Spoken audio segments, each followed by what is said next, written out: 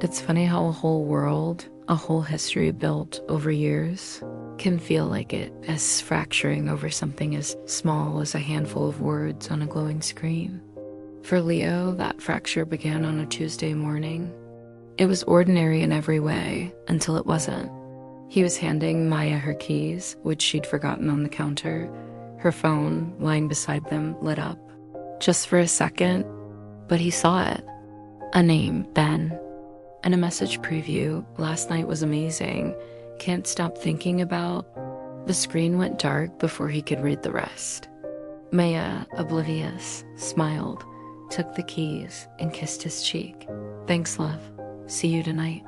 And just like that, she was gone. The silence she left behind was deafening. Ben, who was Ben? His mind raced, replaying the last few months in a frantic, painful slideshow. The late nights she'd called work. The way she'd been smiling at her phone so much lately. The subtle, quiet distance that had grown between them.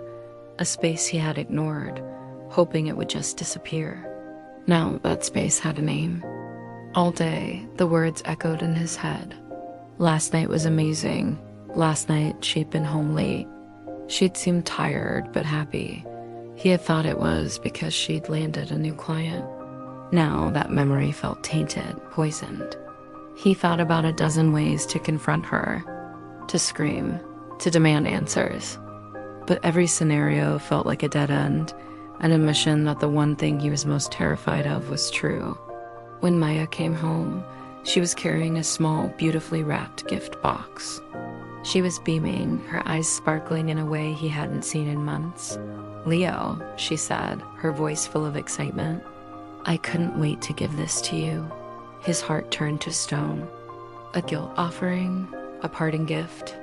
He didn't say anything, his silence a heavy wall between them. Her smile faltered. "Leo, what's wrong?" He couldn't hold it anymore. The words spilled out, bitter and accusing.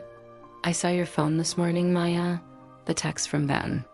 Confusion washed over her face, then a slow, dawning horror. But it wasn't the horror of being caught. It was something else. She looked at him, her eyes filling with a deep, profound sadness. Without a word, she picked up her phone, unlocked it, and opened the message thread. She handed it to him. His hands trembled as he took it. The name was Ben.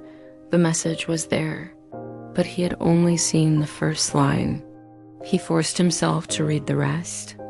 "Last night was amazing. Can't stop thinking about how you described Leo's face when he talks about his project.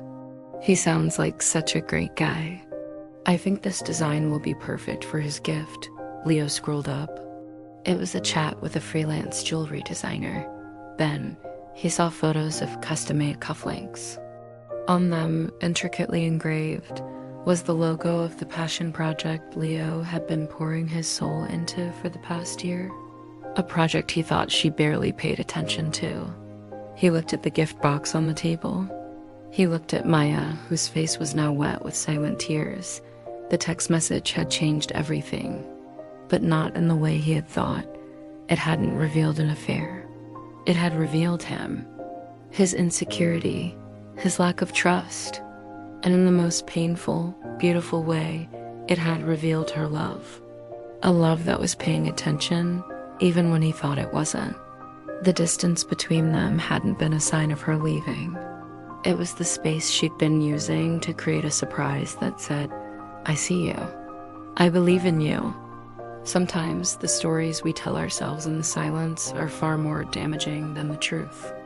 And the most important words are the ones we don't let ourselves read.